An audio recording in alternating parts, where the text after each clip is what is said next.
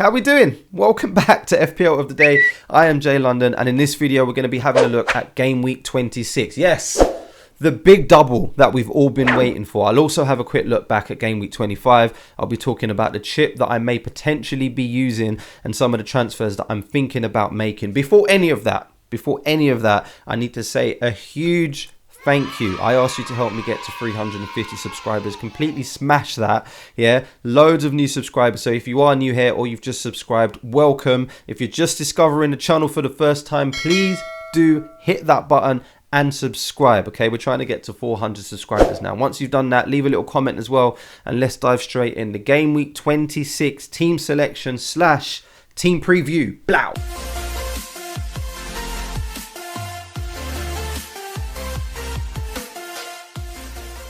So I know I just said it in the intro, but seriously, thank you so much. Over 3,500 views on the last video, loads of likes, loads of comments as well. So big thank you if you were one of those that contributed towards that. If you haven't seen the video yet and you don't know what I'm talking about, please do check it out. I'll leave a little link down in the description below and let me know what you're doing for game week 26. Are you going to be activated any chips, wildcards, free hits or anything like that? If you are activating your free hit, then this is the perfect video. Even if you're not, it helps you with transfers and stuff as well. So a big thank you to those of you who have watched, subscribed, liked and commented on that video. Now let's just dive in. I'm going to have a quick look back at game week 25, which looks something like this.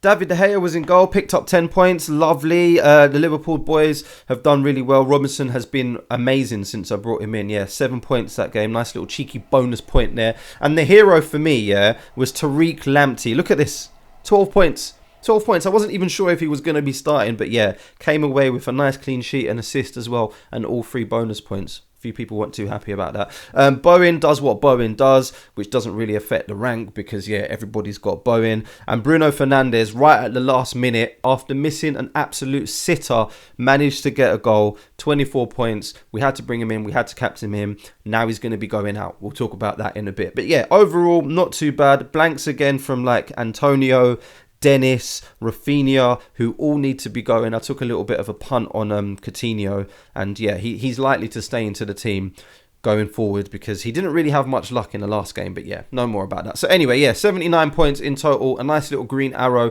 I'm not going to spend any longer talking about that because we've got big things to discuss. Game week 26 is approaching. Let's have a look at the team. So in goal is a toss-up between David De Gea and Foster. You've just seen him on the last team sheet, so you know that I've got him. Foster was on the bench last week.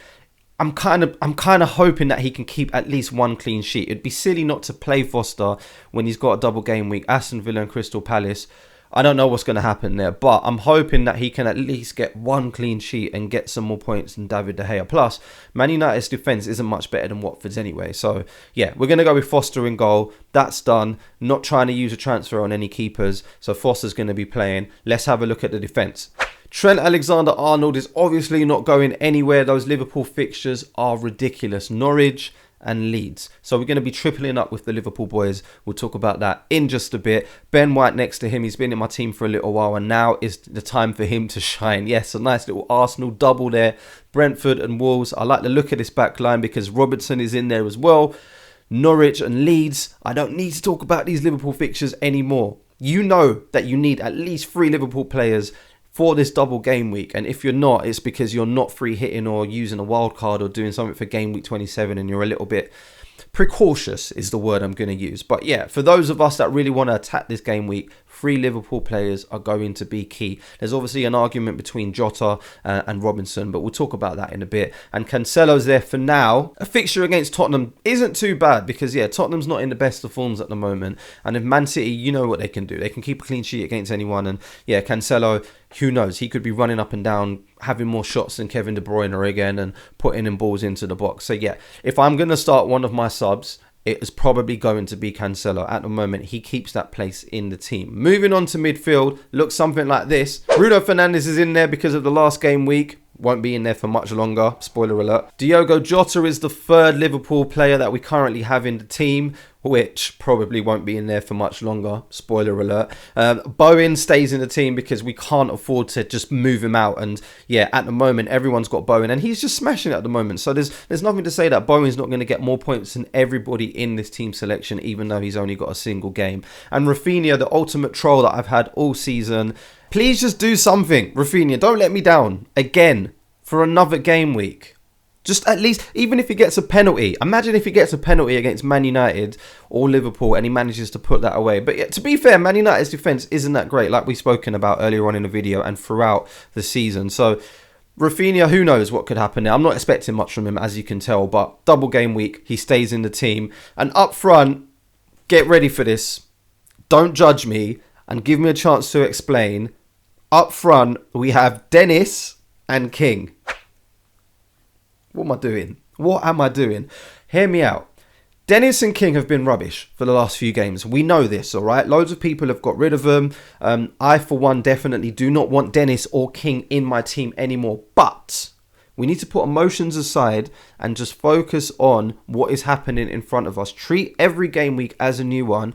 Dennis and King both have fixtures against Aston Villa and Crystal Palace. A double game week. Surely at least one of them needs to score a goal in one of those fixtures, all right? They're already in my team. I'm not using transfers here. They're already there. So it makes sense to play them rather than taking a hit, taking a -4 and bringing in a player to replace them. And then I'll just be really, really annoyed if King or Dennis manages to get a return and then I've taken them out of my team. Plus, I don't know who's worse at the moment. So I wouldn't even know which one to replace. So at this current time, Dennis and King are in the team and the lineup looks like this. On the bench, we've got Coutinho, who we just brought in last week, which gives us a little bit of a benching headache. Antonio's in there and so is Tariq Lamptey, who's probably not going to play. So now, when we're talking about transfers, I've got two options. Doesn't take a genius to work out that one of them is going to be Mohamed Salah, right? Bruno Fernandes is going to be out. Mohamed Salah is going to be in. And then we have a choice to either replace Jota or Robinson, because obviously we cannot have 4 Liverpool players. So if it was to be Jota, the second player that I really want in my team for this double game week is Saka. So option number 1 looks something like this. Mo Salah in, Fernandes out, Saka in, Jota out, which gives us a team that consists of Salah, who will be our captain, Saka's in there, which I really do like these Arsenal fixtures, Bowen, Rafinha, the 2 boys up front, Cancelo, Robinson, White, Alexander-Arnold and Foster. That would just be a -4. We wouldn't have to do anything else. We've still got a nice bench there if anyone like Bowen or Cancelo, if anything happens to them. The triple captain will most probably be activated and go on mighty King Mo Salah. That is the current plan at the moment, but it could change because I could also do... Option number 2 would be something like this. Fernandes out, Salah in. Robinson would make way for a Wolves defender, which would probably be Kilman or Ait-Nouri. But then I'd still want Saka. So he would have to come in for Coutinho. And then it would look something like this. The only problem with that is it's going to cost me a -8. Yes, I would have one more double game week player. And I would keep Jota. But do I really want to be doing a -8? See, this is the problem. And the last option, the final thing that I'm contemplating, is to do the first move, which is Fernandes out, Salah in, Jota out, Saka in, and then just take a little punt. Take out Antonio, who I want to get rid of eventually anyway, and bring in someone like Lacazette, Jimenez or Weghorst, because he's also going to be doubling in game week 27. So the question is, do I take a -8 or do I just play it safe, bring in Salah, bring in Saka and leave it alone? So I'm going to have some thinking to do at the moment, but it looks like the triple captainship is going to be activated and it's going to be on Mo Salah. I know a lot of you in the comments are going to be saying, why don't you use your bench boost, because the bench is looking quite strong, but I feel like the triple captain, if I don't use that this week, I might fall behind.